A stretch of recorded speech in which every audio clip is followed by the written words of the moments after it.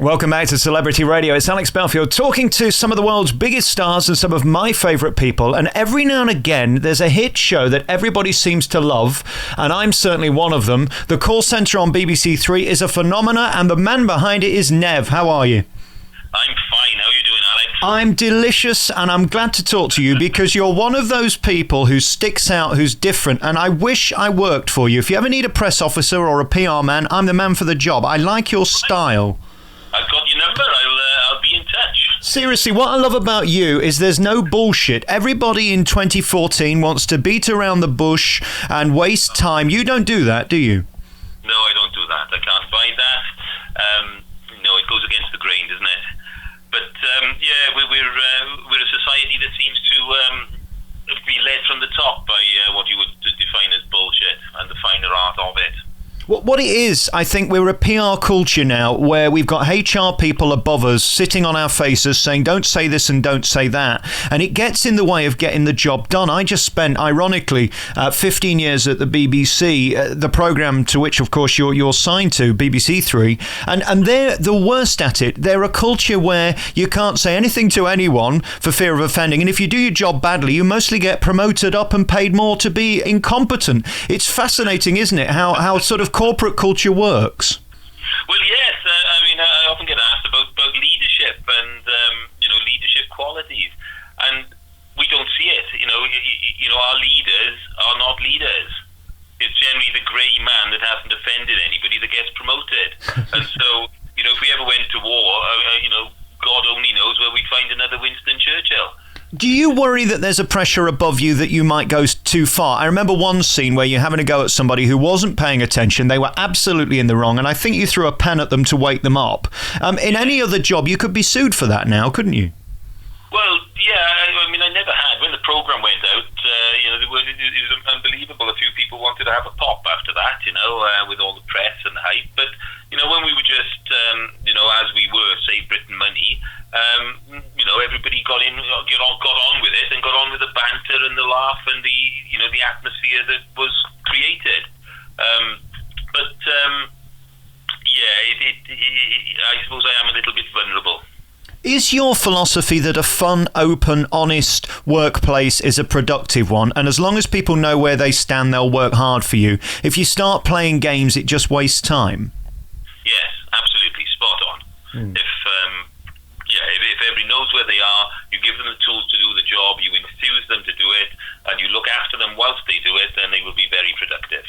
And of course, you're surrounded by characters. I actually did spend 6 months in Llanelli, which isn't far from you. And there are some fascinating people, many of which you seem to employ. It's not easy, is it, when you've got a huge team? You're going to get people's issues.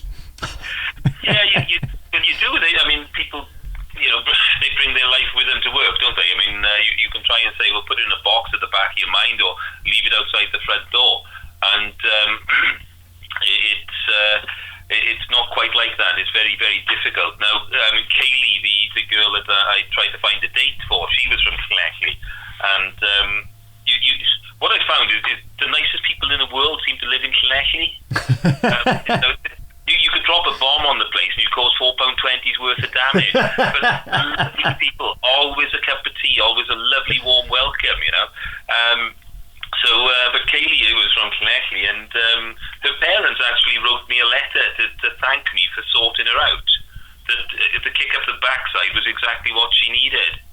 Instead of the HR, they're there, let's see what we can do, have a day off, have a sick day, just needed a little bit of motivation in the right direction, which was a boot up the bum. I don't know whether your show is a good thing for young people or not, in a way, because it doesn't show them as being terribly hardworking and dedicated. It shows them as sort of trying to get away with as much as they can. What you've sort of pointed out is that there is still hope, and if you motivate people in the right way, they might work hard for you. But generally, do you find young people are lazy? Some are.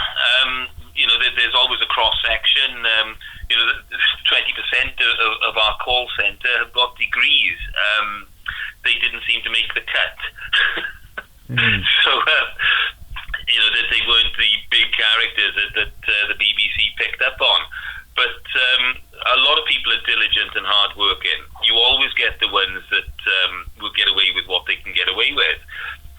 And life is that we were all different, and the ones that are diligent will get promoted and go further. What I find fascinating in 2014 is an Aldi opens in Manchester and 1,400 people turn up for 41 jobs. I'm sure you have the same situation where there's far more people available than you have positions for. How do you choose, Nev? How do you decide who to give the opportunity to? Well, most of the time they keep me well away from recruitment these days. But, we have our methods. I mean, we've got we've tried all sorts of psychometric tests, and I keep telling people they don't work. If they're thick-skinned on the phones, then they will make it. If somebody is committed to it, if they really want to make something of themselves, even if they got no GCSEs or anything, then if their attitude is right, I can do something with them. So it doesn't matter if you're on the phone, if you've got a degree or not. It's pretty much a leveler in the call centre. So I look for a bit of chirpiness, a little bit of spark, a little bit of life in them. So that's what I look for anyway. And of course, you're now a big star. Everybody knows your face. You've been all over the papers for good and bad. We'll come to that in a minute. What is it like for you now, going from the manager of a call centre nobody had heard of to be one of the most interesting characters in British media? Well, I wouldn't use the word star. I mean, I'm probably one of the few Z-listers that are out there. But it means that when I go into Swansea, some people want photos with me. And I will always stop if somebody wants a photo with this ugly mug. They're welcome to one. It's been nice actually. A lot of people have said a lot of nice things. 95% of it has been really positive. You always get the idiots, but that comes with the territory. I'm a deeply unattractive man. The only reason I do this job is to get in the bedroom, to hopefully get a lady who's slightly punching above my weight.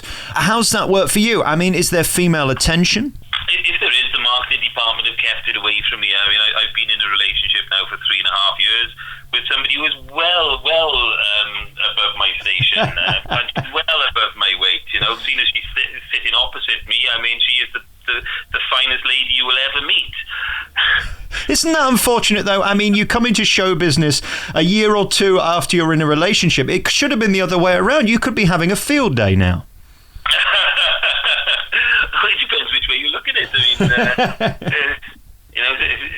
sometimes you're better off out of it. Yeah, you probably are. And talking of being out of it, I noticed when you Google your name, people like the Daily Mail come after you very quickly. As soon as you become big, they want to shoot you down. How have you dealt with that? I mean, there is an invasion of privacy issue, but then on the same hand, you're putting a documentary out there on a weekly basis at BBC Three where you're making money, so I suppose they feel it's open season. Well, I mean, as far as making money out of the BBC, I mean, we got paid £4,000 for the first series. It's a documentary, and they don't pay for documentaries, so there's only expenses. And believe me, £4,000 didn't go anywhere near to paying expenses on what it cost us as a business.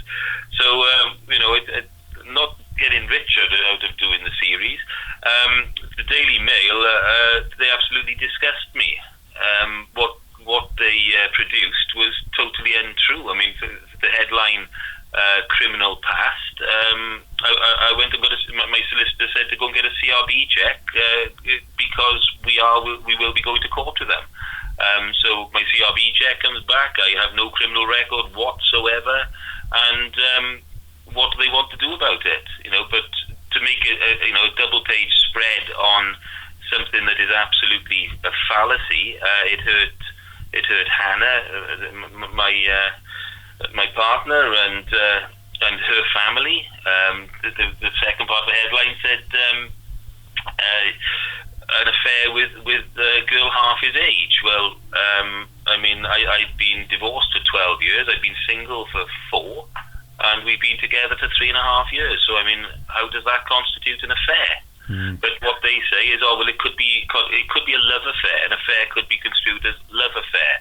Well, it's not, because in anybody's language, affair means sort of sordid extramarital affair. That's what that's the image that is conjured up after that headline. Did it make you question whether you wanted to do it anymore, whether it was worth the price you've got to pay privately? No, what he wanted me to do was strangle the reporter. But these days you can't get away with that sort of thing, you know. If you were employing him, would you have thrown more than a pen at him, maybe a punch or something? Well, if I met him in a dark alley, I mean, I'm a big bloke. I can pack a punch. There's a lot of weight going to go behind a punch if I hit him. So, but my day will come. Yeah. Very finally, about your behaviour within this programme, are there people around you now from your company saying, don't do that on screen in front of the camera, don't do this, or are the BBC advising you on anything, or are you still being Nev? No, I'm still Nev.